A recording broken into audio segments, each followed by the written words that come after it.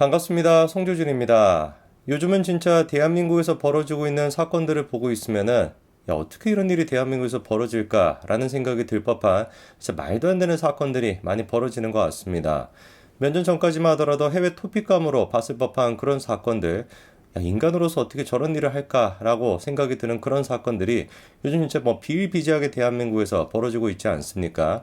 이번에 이제 그 신림동 그 사건도 마찬가지죠. 벌건 진짜 대낮에 그 다른 사람도 아니고 20대 건장한 남자가 그렇게 이제 뭔가 당할 수 있다라는 걸 누가 도대체 상상이나 하겠냐고요. 그리고 더 충격적인 게 뭡니까? 원한 관계 이런 것도 없다라는 거예요. 그 묻지마 식으로 그냥 그렇게 한다라는 거 아닙니까?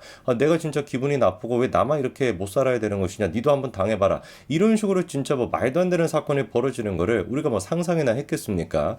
허구한날 그러니까 소시오패스, 사이코패스 같은 사람들이 국가 시스템을 통해서 걸러지지 않고 저렇게 이제 활기를 치다 보니까 이런 참 안타까운 사건이 벌어지는 것 같은데 모르겠습니다. 또 우리 그 야당 대표라고 하는 사람은 지난번에 뭐 소시오패스인 거 아니냐 뭐 이런 평가를 받기도 했습니다만 그런 인간이 설치돼서 그런지 뭔지는 모르겠습니다만 진짜 하루빨리 좀 대한민국이 정상화가 됐으면 좋겠습니다. 이 별의별 사건들이 진짜 많이 벌어지고 있죠. 근데 우리가 좀 주목해 봐야 되는 게 이런 사건에 대해 가지고 정치권에서 그리고 국가 시스템적으로 어떻게 이거를 예방할 수 있는가 요거를 또 우리가 해봐야 될 것 같은데 확실한 거 한 가지는 민주당 쪽에서는 전혀 이런 사건을 예방하거나 방지하는 데 도움이 되지 않을 거라는 거죠. 이미 여러분들이 잘 아시는 것처럼 민주당은 자기들한테 정치적으로 도움이 되는 사건에만 관심이 있습니다. 그런 사건들 같은 경우는 아주 작은 거, 아주 어떤 사소했던 사건조차도 침소봉대에서 엄청나게 크게 부풀려서 모든 게 다 윤석열 탓이다라는 식으로 몰아가는데 이미 혈안이 되어 있는 사람들이고 반대로 지들한테 정치적으로 도움이 안 된다 싶은 거는 아예 진짜 무서울 정도로 소름 끼칠 정도로 무관심으로 일관하는 그런 모습을 보여줬었죠, 그렇죠? 이번에 같은 경우도 마찬가지입니다. 제가 이제 몇 가지 사례를 통해 가지고 민주당이 도대체 국민들한테 이런 안타까운 사건에 대해서 어떤 식으로 접근을 하는지, 어떤 식으로 정치적인 목적을 가지고 접근하는지를 좀 말씀을 드리겠습니다. 그리고 이런 민주당, 뭐 한 160명 되나요? 이런 잡스러운 것들 다 합친 거, 이 모든 사람보다도 뛰어난 사람이 누굽니까? 한동훈 장관, 한 명 아니겠습니까? 이번 사건에도 그런 모습이 잘 드러났습니다. 한동훈 장관이 다음과 같이 길거리에서 포착이 됐습니다.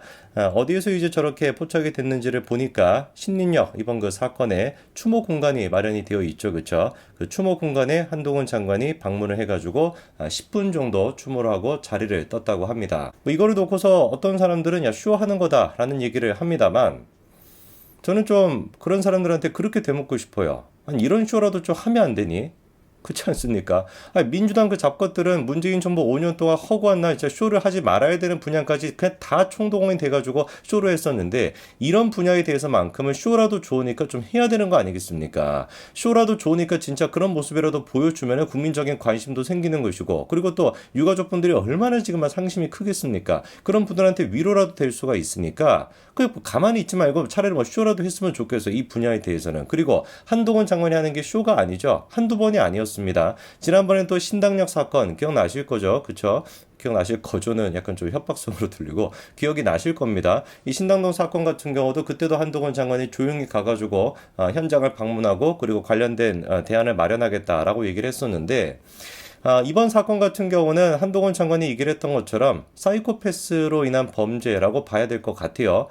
지금 일단 그 가해자, 뭐 피의자라고 불리는 사람이 입장이라고 해야 될까요? 뭐 어느 정도 자기의 그 입장을 밝혔는데 이유가 뭐 기가 막힙니다.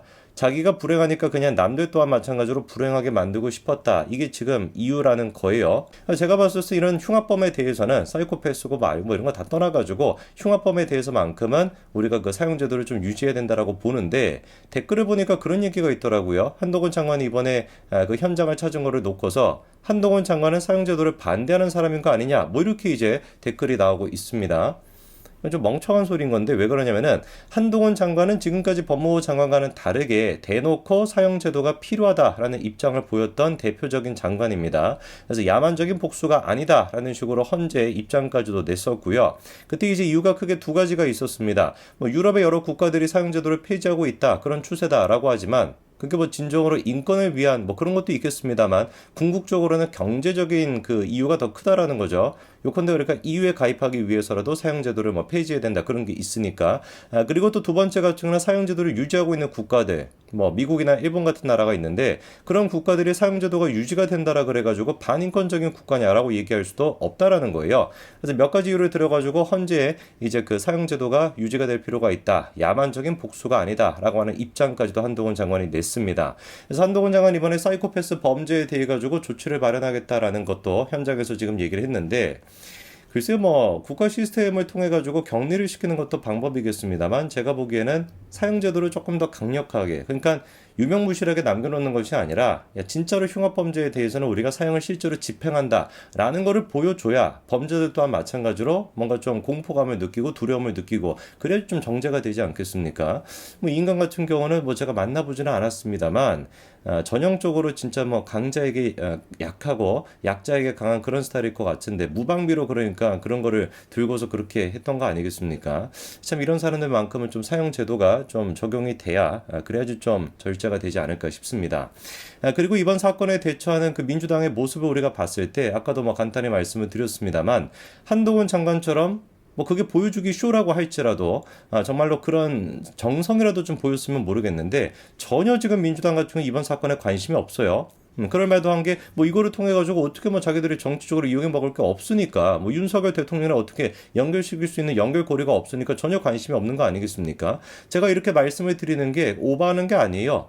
여러분도 기억나시겠습니다만 최수근 상병이 또 안타깝게 이렇게 순직을 하지 않았습니까? 그래서 이번에 국민의힘 같은 경우는 당 지도부가 총 출동하다시피 해가지고 다 가가지고 이제 추모를 했다라고 하죠. 그리고 그거를 보면서 유가족이 다음 같은 입장까지도 밝혔습니다. 윤석열 대통령을 포함하여 수많은 분들께서 찾아와 주셔서 귀한 말씀을 해주셨는데 그 말씀을 기억하여 앞으로 힘을 내어 살아보겠다.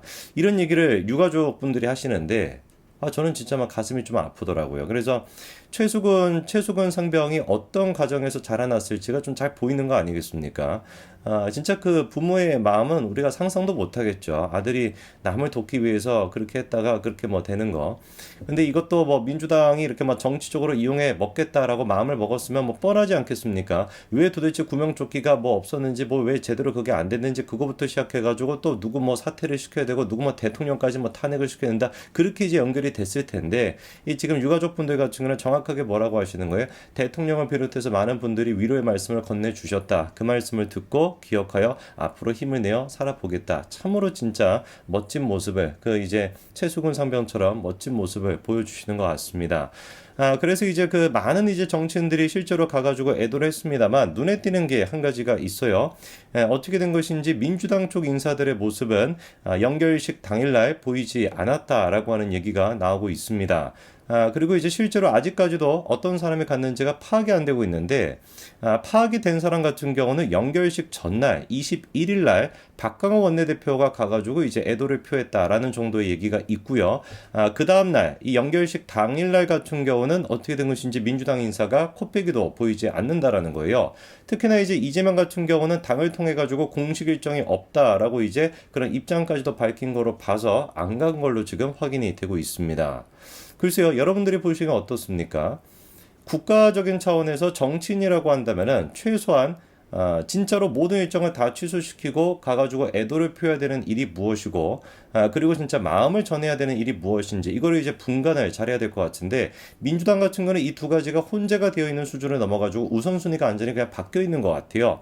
국가적인 차원에서 할 수 없었던 일에 대해 가지고 국가적으로 뭔가 책임을 져야 된다라고 밀어붙이기나 하고 진정으로 국가적으로 해야 되는 일에 대해서는 눈을 딱 감고 그냥 무시를 해버리는 거. 왜 이런 현상이 민주당에서 나타나는 거겠습니까? 이유는 딱 한 가지겠죠. 자기들에게 정치적으로 도움이 되냐 안 되냐 이 판단밖에 없는 거예요. 이태원 사고가 됐거나 그리고 또 뭐 수많은 어떤 사건들에 대해 가지고 정치적으로 뭔가 연결고리가 있다. 이거 뭐 어떻게 쓰는지 간에 윤석열 정부랑 연결시킬 수 있겠다 싶으면은 애도를 하는 수준을 넘어가지고 완전히 그냥 뭐 집단으로 달려 들어가지고 그거를 이제 뭐 부풀려가지고 공격을 하는 것이고 진짜 이런 경우처럼 남을 위해서 희생했던 이런 안타까운 최수근 해병에 대해 가지고 애도를 표해야 되는 자리에는 코빼기도 보이지 않는 거 이것이야말로 죽음을 정치적으로 이용하고 있는 민주당의 수준을 적나라하게 보여주는 게 아닐까 싶습니다.